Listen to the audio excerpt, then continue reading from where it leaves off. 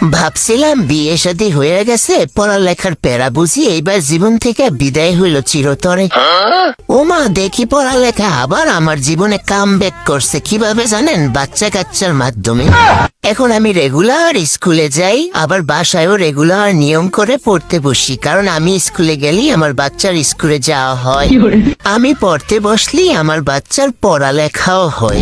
আমার জামাই বেড়া তো বাচ্চা গেছে, বিদেশ বসে বসে শুধু তামসা দেখে। কি করে বউ আর বাচ্চায়, তার তো কোনো প্যারাই নেই, প্যারা তো সব আমার। একটা বিয়ের আগে তো শুধু পড়ালেখাই করতাম, আর কোনো কিছুই করতে হইতো না। এখন পড়ালেখাও করতে হয়, বাচ্চা সামলাইতে হয়, সংসার সামলাইতে হয়, আরো কত কত প্যারা। আল্লাহ, পড়ালেখা থেকে মুক্তি চাইছি দেখে তুমি আমারে এত বড় একটা শাস্তি দিলা। এখন তো পড়ালেখাও করতে হয়, সংসার বাচ্চা সবই করতে হয়।